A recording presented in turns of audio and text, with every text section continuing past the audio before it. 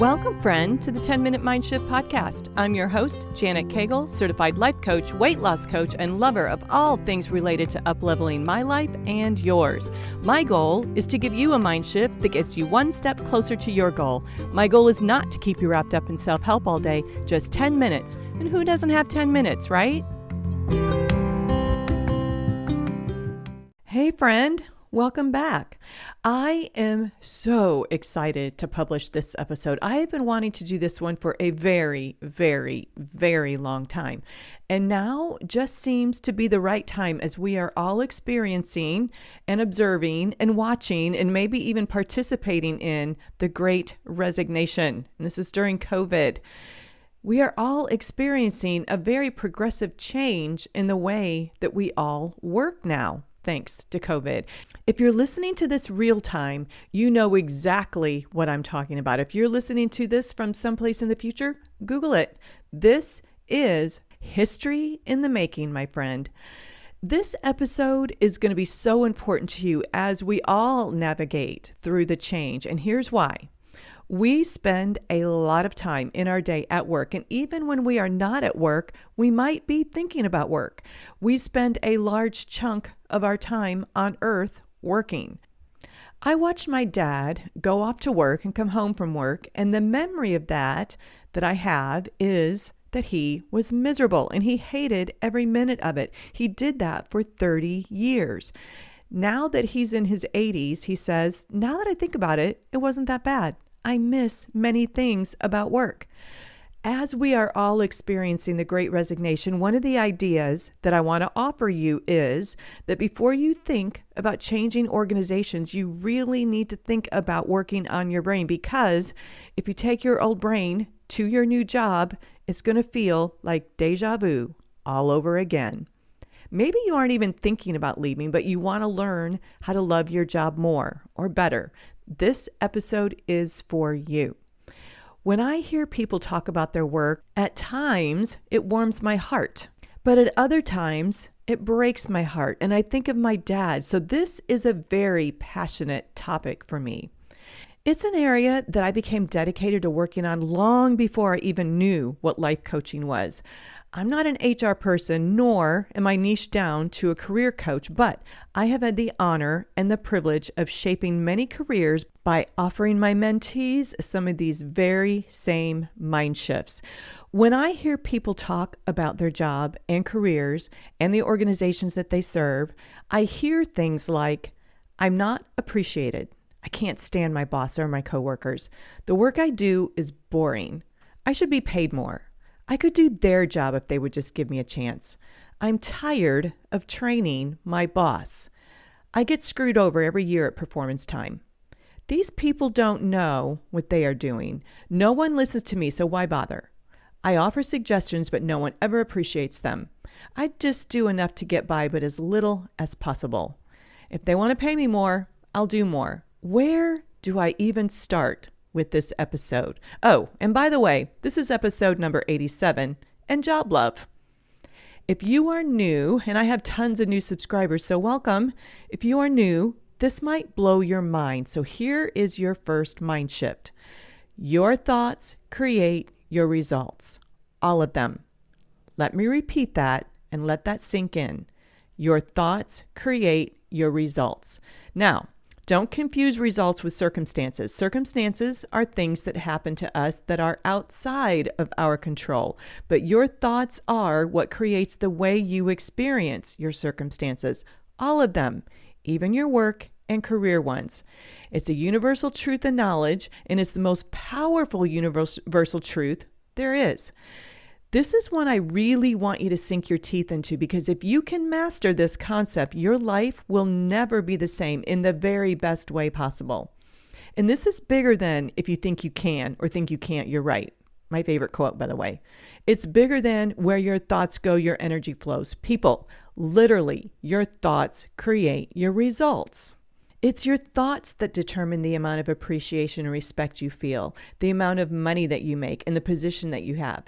It is your thoughts that create how you experience your job, your career, your boss, your coworkers, your spouse, your family, your friends, all of it. I'm going to put all of this into a thought model format so that you can see what I'm talking about.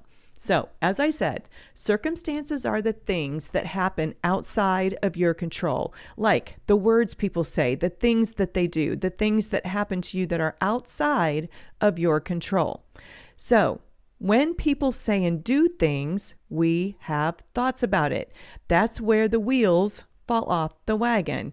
It's our thoughts that determine whether the circumstance is a positive experience or a negative one, a good experience or a bad one. I don't know if you've noticed, but our brains have a negative bias. It's not a character flaw that you have. We are all wired that way for survival.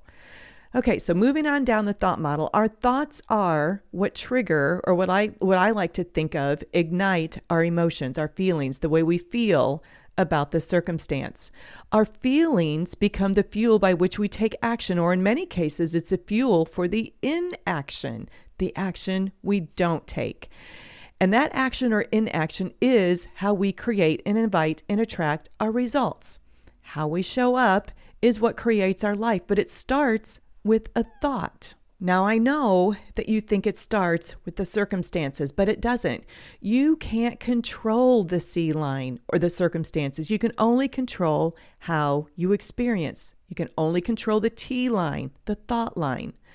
We could take any of the thoughts that I mentioned earlier, and I have heard people say all of them, and they think them on the regular, and we can put that into a thought model, and I'm pretty sure the results will be the same. A job that you hate, a career that you're frustrated with, people that you resent, and not showing up as your highest and best self at work. That is the result that you will create. And I know because I've lived it myself. But here's what I want you to know and understand and take away from this episode. You are one thought away from a totally different experience. Literally one thought away, without changing jobs, without managing up, without changing coworkers, without any of them changing. You are one thought away from a totally different experience. You have that much control. Do you know that? Do you believe in the power of your own thoughts? You should. They are what have already created the life that you currently have. Here is what I want you to know. I have thought all of these thoughts, so I know exactly the results that you are experiencing. I have been there, my friend. All right, so what's the remedy? I am so glad you asked. Buckle up, my friends. This is going to be an illuminating ride. First of all, and this is a repeat step for just about everything, and that is awareness. Become aware of the exact thoughts that you are thinking and get very clear about the circumstances that they are tied to. When you examine a circumstance, it's very important that you're very clear about the difference between what is a circumstance and what is the thought about the circumstance. Here's an example. Boss says, I need XYZ done by noon tomorrow so I can get ready for my meeting later in the day. You have 10 things on your to-do list, and this was not one of them. So you feel disrespected and underappreciated, undervalued. Doesn't he know how much is on my plate? He doesn't even know half of what I do. If he had more respect for me, he would have made the request sooner, and he would have given me more time. When we examine the circumstance and the thoughts created as a result of the circumstance, what we need to keep in mind is that the circumstances are the facts, just the facts. Your thoughts are the story about the facts. So here we go. We're going to examine our thoughts here. Boss says words. I had 10 things to do on my list today. That, my friends, is the circumstance. Do you see how much story we took out of that? The rest is just story that your brain offered for your consideration. The story your brain offered is, boss doesn't respect me. Boss doesn't know how much is on my plate. I'm underappreciated and undervalued. He doesn't know what I do. If he had respect for me, he would have made the request sooner and he would have given me more time. All of those are the story about the circumstance of boss saying words and you having a list of 10 things you wanted to get done. Let's keep going with this. Let's just pick one thought. And keep in mind when you're doing a model, it's super helpful to pick the thought that you feel the most emotionally charged by. You want to work on this one thought, and you want to work on thoughts one at a time. I know that this is where it sounds tedious, but hang with me. This is very important and powerful work. I'm going to pick this one as an example. Boss doesn't respect me. When I think that thought, I feel disrespected, undervalued, insignificant, less than. You get my point. Really think about what you feel when you think the thought, boss doesn't respect me. And those all go on the feeling line. And when I feel like that, here are a few actions or behaviors that I express.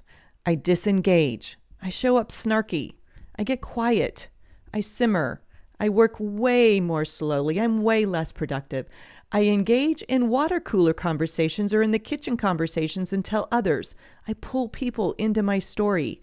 And as important as what I do is what I don't do. I don't collaborate. I don't give value. I just get by. I don't support. I don't communicate. I don't contribute. The result that I create for myself is that I am disrespectful to myself, to my peers, my boss, my organization. I create the result for how I experienced boss saying words. Do you see that? Now, I can hear you say, but Janet, I don't show up that way. I always show up at my highest and best self, even when I feel disrespected. Respectfully, I am sorry, my friend, and with all the love in my heart for you, I know that you think that you do, and I know that you might be trying your best, but you are human, and you have a brain, and you are an emotional creature, and so trust me when I say, when you feel disrespected, undervalued, or insignificant, you are not able to do your best work, and here is the mind shift for you. I know that you think and feel that it's your boss that makes you feel that way, or the company, or your coworkers. And here's where you get all of your power back, my friend. The way you are feeling is an inside job. That's the best news ever, I promise, because as long as you take agency for how you show up and you understand that starts with managing your thoughts, you are not dependent on how others show up in order for you to experience your job, your career, your life exactly how you want, how you decide, and how you imagined your career would be when you finally got one. Phew, that was a lot of words, I know. You might have to listen to that one again. You may even be a little triggered by something I just said, and that is a good thing. It means that you have identified a soft spot. I strongly encourage you to share this episode with anyone who is really struggling, and please let me know if this hit a chord with you. Now, here is the good part. How can you think instead when you have 10 things on your list to do and the boss drops a bomb with a short turnaround? I want to offer you the opportunity to experience this scenario differently. First of all, just understand that your brain is wired with a negative bias. So it's from your prefrontal cortex that you have to catch your brain and not go down the thought model that we just went down. That's what we call an unintentional model. It's like subconsciously, we don't even consciously think about it. We're just on that train of thought before we even know it. So what we need to do is interrupt that model. And we want to become very intentional with the model that we choose to experience. So here we go. Number 1, decide how you want to show up in this scenario. Edgy and put out, or do you want to be supportive and collaborative? Do you want to be a difficult employee and partner, or someone that your boss feels comfortable bringing last-minute projects to? Decide the role that you want to play in this scenario. I know you have a lot to do. Your boss knows it too, I promise. You thinking he does not know does not serve you, my friend. No one is paying you to sit around with nothing to do waiting on a last-minute project. So shift your thinking into this must be important to him or her. And if it's important to him or her, that makes it my priority. Decide how you want to show up, because that is going to fuel how you take action. Deciding how you will fuel your action is everything. You can take the very same action from resentment and anger as you do feeling supportive and cooperative, and the outcome might even be the same, but it will be a very crappy experience for them and for you. Really think about that.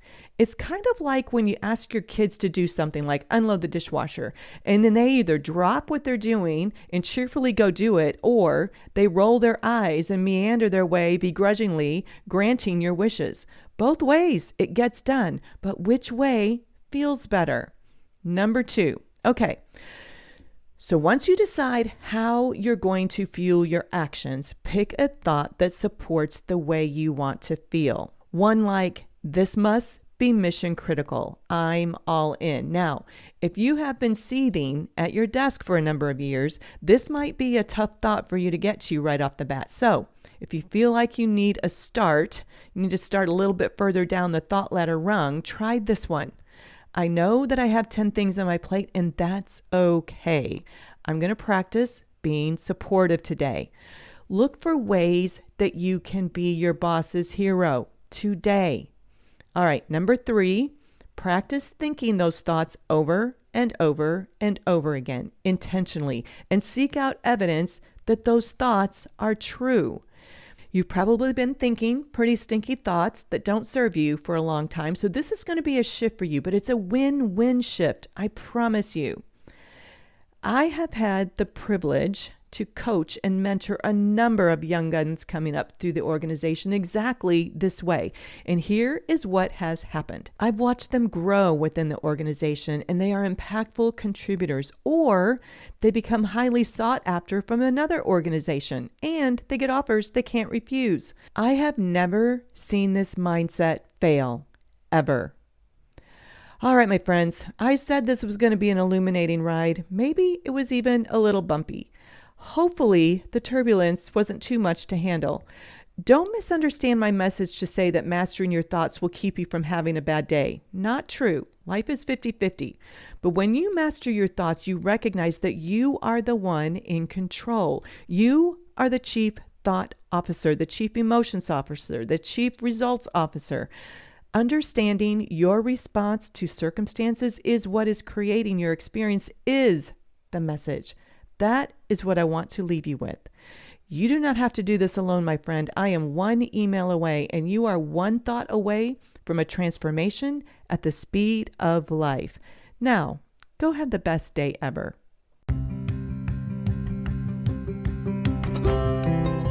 That's a wrap.